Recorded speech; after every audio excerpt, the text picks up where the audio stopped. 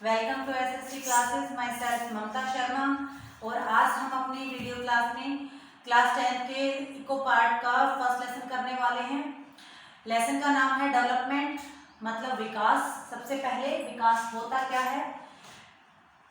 विकास का मतलब होता है उन्नति करना या प्रगति करना। प्रगति करना यानी कि विकास से अभिप्राय है स्वास्थ्य, शिक्षा और लोगों के जीवन में सुधार होना ही विकास कहलाता है। अब विभिन्न श्रेणियों के लोग होते हैं, विभिन्न वर्गों के लोग होते हैं, तो उनकी नज़रों में विकास की अलग अलग परिभाषाएं होती है। यानी कि विकास का जो लक्ष्य होता है वो विभिन्न लोगों के लिए अलग अलग हो सकता है। फॉर एग्जाम्पल कि एक मजदूर है, मान लिया एक मजदूर है जिसको पर डे 100 रुपये उसको मजदूरी मिलती है। अगर उसकी मजदूरी बढ़ जाती है, उसको 100 रुपये की बजाय उसको 200 रुपये पर डे मजदूरी मिलनी शुरू हो जाती है, तो उसके लिए वही क्या है? डेवलपमेंट है, वही विकास है। दूसरा है कि अगर उसके गांव के अंदर कोई अच्छा सा स्कूल नहीं है और वहां पर अगर कोई कॉन्वेंट स्कूल खुल जाता है और उसके बच्चों को अच्छी शिक्षा के अवसर मिलते हैं, तो उस मजदूर के लिए वही क्या है? विकास है। फिर तीसरा है कि समाज के अंदर उचित स्थान मिलना, सम्मान मिलना, रिस्पेक्ट मिलना। अगर उनको दूसरे वर्गों के समान अगर अधिकार मिलते हैं, रिस्पेक्ट मिलती है, तो उनके लिए वही विकास है। ठीक इसी प्रकार एक एग्जाम्पल हम लेते हैं, एक शहर में रहने वाली एक लड़की का एक एग्जाम्पल लेते हैं। सपोज कीजिए कि उसके लिए विकास की क्या परिभाषा होगी। तो उस लड़की के लिए विकास की परिभाषा होगी कि उसे भी उसके भाई के जैसे ही अधिकार मिले, यानी कि कहीं पर घूमने फिरने के या कहीं पर भी पढ़ाई करने के लिए, जैसे कि मोस्टली लड़कों को विदेशों में स्टडी के लिए, हायर स्टडी के लिए भेजा जाता है, तो अगर लड़कियों को भी भेजा जाता है विदेश में पढ़ाई के लिए, तो उसके लिए वही विकास है। अगर उसको उसके भाई के समान अधिकार प्राप्त होते हैं, तो उसके लिए वही विकास है। तो इसी प्रकार अलग अलग लोगों के लिए विकास की परिभाषा भी अलग होती है। किसी के लिए पैसा ही सब कुछ होता है, तो किसी के लिए समाज के अंदर इज्जत ही सब कुछ होती है। तो क्या एक मजदूर के लिए सिर्फ वेतन का थोड़ा सा बढ़ जाना ही विकास हो जाता है। तो इसलिए विकास की परिभाषा अलग अलग श्रेणी के लोगों के लिए अलग अलग है। अब अगला हमारा पॉइंट बनता है प्रति व्यक्ति आय। प्रति व्यक्ति आय। अब प्रति व्यक्ति आय क्या होती है? प्रति व्यक्ति आय का मतलब होता है कि देश की कुल आय को कुल जनसंख्या से भाग देकर निकाला जाता है। यानी कि इसका सूत्र क्या हो गया? कुल जनसंख्या अपॉन में कुल आय। देश की जो कुल आय है, किसी भी देश की जो कुल आय है उसको कुल जनसंख्या से डिवाइड करके निकाला जाता है। चाहे जनसंख्या को आय से डिवाइड कर ले या आय को जनसंख्या से डिवाइड कर ले, बात एक ही है। तो प्रति व्यक्ति आय क्या होती है? किसी देश की कुल आय को कुल जनसंख्या से भाग देने से जो निकाली जाती है उसको हम प्रति व्यक्ति आय कहते हैं। फिर अगला जो हमारा मेन टॉपिक बनता है शिशु मृत्यु दर। अब ये शिशु मृत्यु दर क्या होती है? शिशु मृत्यु दर। शिशु मृत्यु दर का मतलब होता है कि किसी देश के अंदर एक वर्ष में पैदा हुए 1000 जीवित बच्चों, यानी कि 1000 बच्चों में से जितने बच्चे जीवित हैं और 1 वर्ष की आयु से कम उम्र के जितने बच्चे मर गए, यानी कि जीवित बच्चे और मरे हुए बच्चों का जो अनुपात होता है उसको हम शिशु मृत्यु दर कहते हैं। यानी कि 1 वर्ष में पैदा हुए जीवित बच्चों और 1 वर्ष की आयु तक के मृत बच्चों का जो अनुपात होता है उसको हम क्या कहते हैं? शिशु मृत्यु दर कहते हैं। ये मोस्ट इंपोर्टेंट है, एक नंबर में ये कई बार पूछ लिया जाता है। फिर अगला हमारा क्वेश्चन बनता है कि 3 आधारभूत मानव सूचकांक की व्याख्या कीजिए। क्या है? 3 आधारभूत मानव सूचकांक। 3 आधारभूत मानव सूचकांक क्या है भाई? सबसे पहले है स्वास्थ्य, फिर है शिक्षा और फिर है प्रति व्यक्ति आय। पहला क्या है? स्वास्थ्य है। दूसरा है शिक्षा, और तीसरा है प्रति व्यक्ति आय। प्रति व्यक्ति आय मतलब कि जो ये मानव विकास सूचकांक है, यहां पर विकास भी आएगा, यानी कि जो मानव विकास सूचकांक है उसके लिए तीन चीजें कौन सी है जो कि मोस्ट रिक्वायर्ड रहती हैं, यानी कि उसके बिना विकास हो ही नहीं सकता। आधारभूत जो पहलू हैं इसके वो कौन से हैं, यानी कि विकास के लिए तीन चीजें कौन सी हैं जिनकी रिक्वायरमेंट सबसे ज्यादा होती है। अगर ये नहीं है तो विकास हो ही नहीं सकता, दैट इज नॉट पॉसिबल। सबसे पहला है स्वास्थ्य। अगर लोग स्वस्थ नहीं होंगे तो विकास संभव नहीं है। दूसरा है शिक्षा। अगर शिक्षित नहीं होंगे, शिक्षा का प्रचार प्रसार नहीं होगा, लोगों की बौद्धिक क्षमता का विकास नहीं होगा, तो फिर वैसे भी कोई विकास संभव नहीं है। फिर है प्रति व्यक्ति आय। अगर किसी देश के अंदर जो संपत्ति है उसका असमान बंटवारा है, लोगों की प्रति व्यक्ति आय भिन्न है, लोगों के पास रोजगार के साधन नहीं है और लोगों के पास अपनी जो प्रतिभा है उसको दिखाने के समान अवसर नहीं है, तो उसको हम क्या कहेंगे? क्या उसको विकास की संज्ञा दी जा सकती है? नहीं। तो इसलिए अगर किसी भी देश के अंदर विकास करना है तो उसके लिए जो तीन पहलू है वो मोस्ट इंपोर्टेंट है। सबसे पहले लोगों का स्वस्थ होना, लोगों का शिक्षित होना और प्रति व्यक्ति आय का उच्च होना। ये तीनों चीजें ऐसी हैं जो आधारभूत मानव विकास सूचकांक के लिए आवश्यक है। अगर ये तीनों चीजें नहीं होंगी तो देश के अंदर विकास नहीं हो सकता है। फिर अगला हमारा पॉइंट बनता है सतत पोषणीय विकास। सतत पोषणीय विकास, ये जो विकास है सतत पोषणीय विकास, इसको हम धारणीय विकास के नाम से भी जानते हैं। सतत पोषणीय का मतलब क्या होता है? वैसे तो सतत का मतलब होता है कॉन्टिन्यूसली, लेकिन यहाँ सतत पोषणीय विकास का मतलब है कि यह ऐसा विकास होता है जिसमें पर्यावरण को बिना हानि पहुंचाए, बिना नुकसान किए पर्यावरण का क्या करना, उद्देश्यों की पूर्ति करना, अपने उद्देश्यों के लिए प्राकृतिक संसाधनों का ह्रास न करना, उनको हानि न पहुंचाना और वर्तमान तथा भावी पीढ़ियों के लिए जीवन की गुणवत्ता को कायम रखना ही सतत पोषणीय विकास है। यानी कि प्रकृति के द्वारा जो हमें उपहार में जो चीजें दी गई हैं, जो प्राकृतिक संसाधन है, उनका आवश्यकता से अधिक दोहन न करना, भविष्य के लिए उनको सुरक्षित रखना, पर्यावरण को हानि पहुंचाए बिना वर्तमान की पीढ़ी और आने वाली पीढ़ी जो है उनके लिए जीवन की गुणवत्ता को कायम रखना ही सतत पोषणीय विकास है। यानी कि जो संसाधन है उनका कम से कम दोहन करना ताकि भविष्य के लिए उन चीजों को संरक्षित किया जा सके, उनको बचाया जा सके ताकि आने वाली पीढ़ियां भी उन चीजों का यूज कर सके। वही क्या कहलाता है? सतत पोषणीय विकास। मतलब सिंपल सी बात है कि पर्यावरण को हानि पहुंचाए बिना विकास करना, डेवलपमेंट करना। जो हमारे प्राकृतिक संसाधन है उनके ऊपर कम से कम डिपेंड रहना और कम से कम उनका प्रयोग करना ही क्या कहलाता है? सतत पोषणीय विकास। फिर अगला जो हमारा पॉइंट बनता है वो है राष्ट्रीय आय।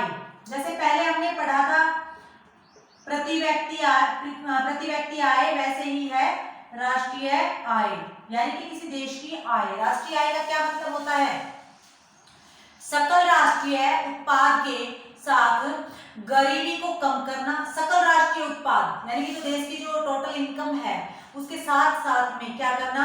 गरीबी को कम करना, आय व संपत्ति की जो असमानताएं हैं उसको दूर करना, रोजगार के समान अवसर उपलब्ध करवाना, प्रति व्यक्ति आय को इंक्रीज करना, बढ़ाना, वो क्या क्या कहलाएगा? राष्ट्रीय विकास कहलाएगा। क्या सिर्फ पैसे कमाना ही राष्ट्रीय विकास है?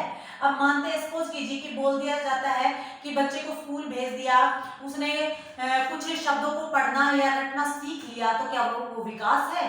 क्या बच्चे ने किसी चीज को पढ़ना या बोलना सीख लिया, क्या उसको हम विकास कह सकते हैं? नहीं। तो इसके अंदर क्या आता है? सर्वांगीण विकास, कि वो शारीरिक रूप से स्वस्थ हो, वो मानसिक रूप से स्वस्थ हो और वो आगे जाकर एक भावी एक अच्छा नागरिक बन सके, वो सारे गुण उसके अंदर हो। ठीक उसी प्रकार किसी देश के अंदर सिर्फ पैसा ही राष्ट्रीय विकास नहीं होता। इसका मतलब क्या होता है कि जो देश के अंदर गरीब लोग हैं उनका विकास करना, गरीबी को कम करना, जो संपत्ति है उसका असमान बंटवारा है उसको उन असमानताओं को कम करना, लोगों को रोजगार के अवसर उपलब्ध करवाना, लोगों की समस्याओं को सुनना, उनको दूर करना, असमानताओं को दूर करना और देश के अंदर प्रति व्यक्ति आय को बढ़ाना, यानी कि जो निम्न मजदूरी देकर लोगों से काम करवाया जाता है, जैसे मजदूर वर्ग के लोग होते हैं, बहुत कम मजदूरी दी जाती है, उसको इंक्रीज करना ताकि उनकी प्रति व्यक्ति आय बढ़ सके। ये सारी चीजें किसके अंदर इंक्लूड होती हैं? राष्ट्रीय विकास के अंदर। यानी कि सब लोगों का विकास होगा तभी किसी देश का विकास हो सकता है। अगर विकास सिर्फ एक वर्ग तक, एक पूंजीपति वर्ग तक सीमित रहेगा तो उसको हम राष्ट्रीय विकास की संज्ञा नहीं दे सकते। राष्ट्रीय विकास की संज्ञा उसे ही दी जा सकती है जिसमें प्रत्येक वर्ग का विकास हो, पूरे देश का विकास हो, सब नागरिकों का विकास हो, उसे ही हम राष्ट्रीय विकास की संज्ञा दे सकते हैं। फिर अगला हमारा क्वेश्चन बनता है साक्षरता से रिलेटेड है, जो कि साक्षरता दर किसे कहते हैं? साक्षरता दर का मतलब होता है कि 7 वर्ष से ऊपर जितने भी शिक्षित लोग हैं या बच्चे हैं या युवा हैं, उनका अनुपात ही साक्षरता दर कहलाता है।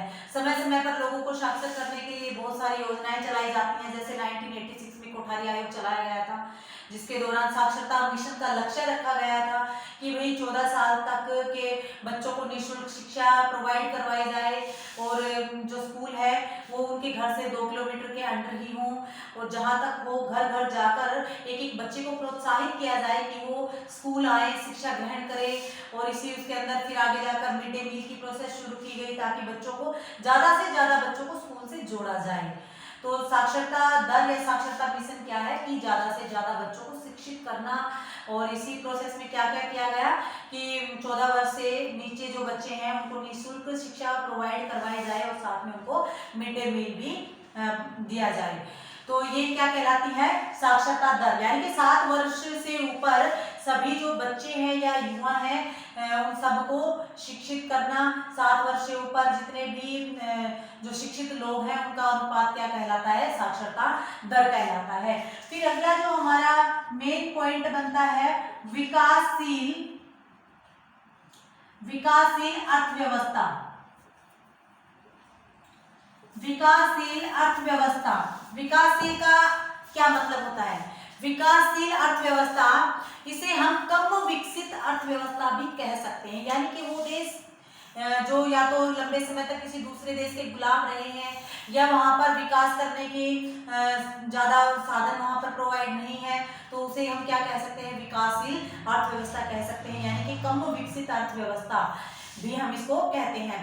यानी कि कम विकसित अर्थव्यवस्था वाले देश कौन से होते हैं? जहाँ पर औद्योगिक विकास नहीं होता, लोगों के जीवन का स्तर ऊंचा नहीं होता, यहाँ पर जो प्रति व्यक्ति आय होती है वो निम्न होती है, औद्योगिक आधार जो होता है, मानव विकास सूचकांक जो होता है वो निम्न होता है, लोगों के लिए रोजगार के अवसर नहीं होते, लोग शिक्षित नहीं होते, लोगों के विकास के लिए कोई सरकार के द्वारा कुछ योजनाएं नहीं चलाई जाती। वो सारी चीजें क्या होती हैं? वो विकासशील अर्थव्यवस्था के अंदर इंक्लूड होती हैं। हालांकि आज मानव बहुत जागरूक हो गया है। आज के जो देश हैं वहाँ पर जो देश की प्रति व्यक्ति आय है उसको बढ़ाने के लिए बहुत कोशिशें की जाती हैं, लेकिन फिर भी भ्रष्टाचार के चलते वो सारी चीज़ें जो चीज़ें फाइलों तक सीमित होती हैं, यानी कि लोगों के विकास से जुड़ी हुई बहुत सारी योजनाएं चलाई जाती हैं, लेकिन ग्राउंड वर्क में वो सारी चीज़ें हो नहीं पाती हैं। तो विकासशील देश वो होते हैं जो जिनकी अर्थव्यवस्था ज़्यादा डेवलप नहीं होती, मोस्टली कृषि पे डिपेंड होते हैं, जनसंख्या जैसे ज़्यादा है। अब भारत को ही ले लेते हैं फॉर एग्जांपल, काफ़ी समय तक भारत दूसरे देश का गुलाम रहा है। लगभग 200 से 300 वर्षों तक यहाँ पर किसने शासन किया है? अंग्रेजों ने किया। पहले सोने की चिड़िया कहलाता था, लेकिन बाद में कंडीशन ऐसी हो गई देश की कि बहुत बुरी हालत हो गई यहाँ पर, क्योंकि अंग्रेजों के आने से ऐसी ऐसी नीतियाँ यहाँ अपनाई गई। लेकिन जब देश आजाद हुआ तब हम आज भी वैसे हम विकासशील देश में काउंट होते हैं, लेकिन बहुत सारी ऐसी योजनाएं चलाई गई हैं ताकि जो देश की अर्थव्यवस्था है उसको मजबूत किया जा सके।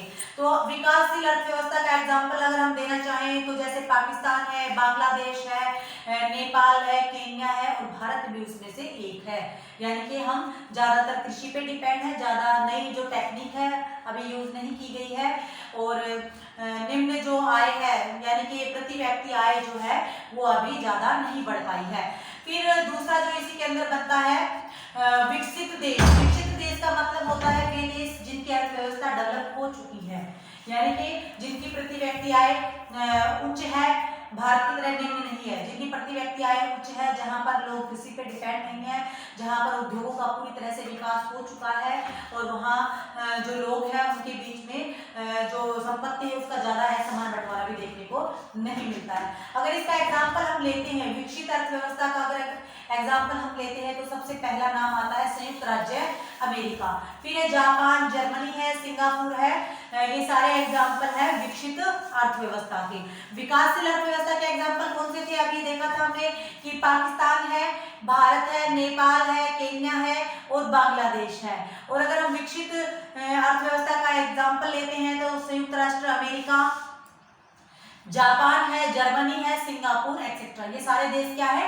विकासशील अर्थव्यवस्था वाले देश हैं, जो कि पूरी तरह से कृषि पे डिपेंड नहीं है, यहाँ पर उद्योगों का पूरी तरह से विकास हो चुका है। फिर अगला हमारा क्वेश्चन बनता है, मोस्ट इंपोर्टेंट है, पर्यावरण अवक्रमण। अगला जो क्वेश्चन बनता है, पर्यावरण अवक्रमण का मतलब होता है अवनति। पर्यावरण अवक्रमण यानी कि पर्यावरण को हानि पहुंचाना, पर्यावरण को नुकसान पहुंचाना क्या कहलाता है? पर्यावरण अवक्रमण कहलाता है। कि पर्यावरण को नुकसान पहुंचाना जो कारक है, इसको नुकसान पहुंचाने वाले जो कारक हैं वो कौन कौन से हैं? सबसे पहला क्या है कि तीव्र गति से बढ़ती हुई जनसंख्या। अब जैसे जैसे जनसंख्या बढ़ती जा रही है वैसे वैसे उनकी रिक्वायरमेंट बढ़ती जा रही है, लोगों की आवश्यकताएं बढ़ती जा रही है। अब आवश्यकताएं बढ़ रही है तो जो प्राकृतिक संसाधन है उनके ऊपर बोझ भी बढ़ता जा रहा है, तो इससे क्या होता है? पर्यावरण की हानि होती है। फिर दूसरा पॉइंट हमारा बनता है कि बढ़ता हुआ शहरीकरण। अब आजकल रोजगार है नहीं, लोग कृषि के ऊपर डिपेंड है, लेकिन प्राकृतिक आपदाओं की वजह से कृषि में भी ज्यादा बेनिफिट नहीं होता है, तो लोग ज्यादा से ज्यादा शहरों की तरफ मूवमेंट करते हैं कि भाई वहां पर कोई रोजगार मिल जाए, रोजगार की तलाश में शहरीकरण बढ़ता जा रहा है। अब शहरों में जो जाने वाले लोग हैं उनकी रहने की व्यवस्था करना, उनके खाने पीने की व्यवस्था करना, इससे क्या होता है? प्राकृतिक संसाधनों पर बोझ बढ़ जाता है। इससे ज्यादा से ज्यादा जो क्षेत्र होते हैं उनको साफ करके वहां पर उनके रहने के लिए मकान वगैरह बनाए जाते हैं। फिर थर्ड पॉइंट जो इसी उसमें बनता है वो है हमारा रासायनिक उर्वरकों का अधिक प्रयोग। अब जनसंख्या बढ़ती जा रही है, उनकी खाद्य पदार्थों की आपूर्ति के लिए क्या किया जाता है? ज्यादा से ज्यादा फसलें उगाने के लिए ज्यादा से ज्यादा उर्वरकों का, कीटनाशकों का प्रयोग किया जाता है, जिसके कारण भूमि प्रदूषित हो जाती है, भूमि की पोषकता खत्म हो जाती है, उसकी उर्वरता खत्म हो जाती है। तो ये क्या है? पर्यावरण का ह्रास है। फिर अगला है जो मोस्ट इंपोर्टेंट है, यातायात के साधनों का विधिकरण। यानी कि आज यातायात के साधनों का बहुत ज्यादा विकास हो रखा है, इसकी वजह से ध्वनि प्रदूषण, वायु प्रदूषण निरंतर बढ़ता ही जा रहा है, इनसे निकलने वाला धुआं कंटिन्यूसली हमारे एटमॉस्फेयर को खराब करता जा रहा है। तो इन सारी चीजों का प्रभाव पर्यावरण पर पड़ता है। तो जो पर्यावरण के अवक्रमण के महत्वपूर्ण जो कारक थे वो सब हमने अभी अभी रीड आउट किए हैं। अब इसके साथ में आता है कि इसको दूर करने के उपाय कौन कौन से हैं, यानी कि पर्यावरण को हानि पहुंचाने से बचाने के लिए कौन कौन से ऐसे कदम हैं जो हमारे द्वारा उठाए जा सकते हैं। तो इसी सीरीज में सबसे पहला जो पॉइंट बनता है कि सामाजिक जागरूकता के द्वारा, यानी कि लोगों को जागरूक करना, पूरे समाज को जागरूक करना कि पर्यावरण प्रदूषण से कौन कौन सी हानियां होती हैं, इनसे कौन कौन से खतरे पैदा हो सकते हैं, ताकि वो इन सारी चीजों से बच सकें, पर्यावरण को हानि ना पहुंचाएं। फिर अगला पॉइंट बनता है जनसंख्या के नियंत्रण के द्वारा। बढ़ती हुई जनसंख्या महत्वपूर्ण कारक है पर्यावरण के प्रदूषण का। जैसे जैसे जनसंख्या बढ़ेगी वैसे वैसे उसकी आवश्यकताएं बढ़ेंगी, इसलिए पर्यावरण को अगर प्रदूषण से बचाना है तो जनसंख्या वृद्धि पे रोक लगानी होगी। अगर ये संभव नहीं हुआ तो जो प्राकृतिक संसाधन है उनके ऊपर बोझ निरंतर ही बढ़ता चला जाएगा। फिर थर्ड पॉइंट बनता है वृक्षारोपण के द्वारा, यानी कि लोगों को जागरूक करना कि वो ज्यादा से ज्यादा पेड़ पौधे लगाए ताकि एटमॉस्फेयर को शुद्ध और साफ रखा जा सके। क्योंकि अगर पर्यावरण अगर शुद्ध है, पर्यावरण अगर सेफ है तो ही मनुष्य सेफ है। क्योंकि पर्यावरण प्रदूषण से बहुत ज़्यादा खतरे पैदा हो जाते हैं। पर्यावरण प्रदूषण की वजह से ही कितनी सारी बीमारियां जो हैं शुरू हो जाती हैं, इसलिए लोगों को जागरूक किया जाना चाहिए, ज़्यादा से ज़्यादा वो पेड़ पौधे लगाएं और पर्यावरण को शुद्ध बनाए रखें। तो ये सारी चीज़ें हैं पर्यावरण के अवनति के जो कारक हैं, उनके उपाय हैं ये सब कि कैसे पर्यावरण को प्रदूषण से बचाया जा सकता है, कैसे लोगों को जागरूक किया जा सकता है। फिर आगे हमारा जो क्वेश्चन बनता है नवीकरणीय और अनवीकरणीय संसाधन। नवीकरणीय संसाधन कौन से होते हैं और अनवीकरणीय कौन से होते हैं? नवीकरणीय वे संसाधन होते हैं जिनकी पुनः पूर्ति संभव हो सकती है, जिनको दोबारा से जल्दी प्राप्त किया जा सकता है, वो नवीकरणीय संसाधन कहलाते हैं। फॉर एग्जाम्पल जैसे जल है या मिट्टी है। फिर दूसरा बनता है अनवीकरणीय संसाधन, वे संसाधन जिनकी पुनः पूर्ति संभव नहीं है, यानी कि इन संसाधनों को बनाने में बहुत लंबा प्रोसेस लग जाता है, जैसे कि कच्चा तेल है या फिर पेट्रोलियम गैस है या कोयला है, इनको बनाने में लाखों करोड़ों वर्ष लग जाते हैं, इसलिए इनकी पुनः पूर्ति संभव नहीं है, इसीलिए इसको अनवीकरणीय संसाधन कहा जाता है। फिर इस लेसन के अंदर दो वर्ड्स दिए हुए हैं कि भाई कई बार एक एक नंबर में उनकी फुल फॉर्म पूछ ली जाती है। UNDP, पहला है UNDP, दूसरा है HDI। UNDP की फुल फॉर्म क्या है?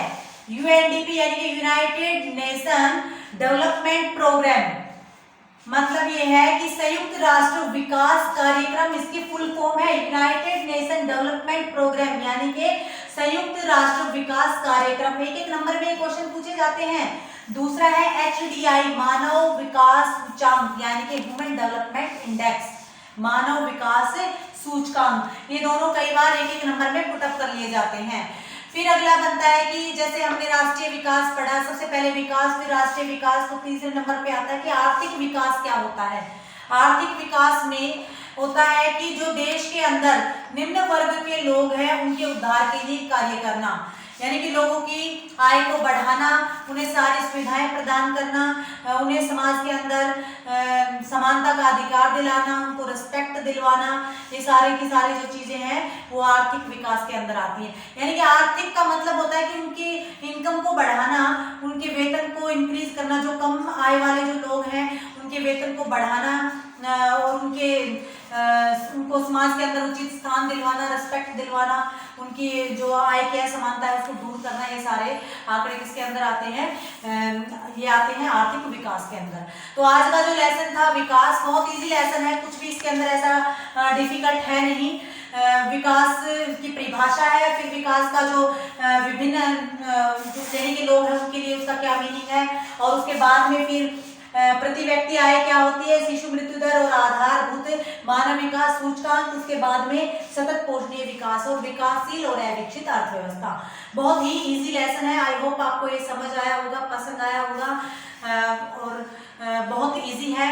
एक दो बार वीडियो अगर आप देखोगे तो आपको इजीली ये सारी चीजें अच्छे से लर्न हो जाएंगी। आई होप कि आप सबको ये वीडियो पसंद आई होगी। मिलते हैं नेक्स्ट वीडियो में एक अच्छे से टॉपिक के साथ। तब तक के लिए thank you so much. See you soon. जय श्री कृष्ण।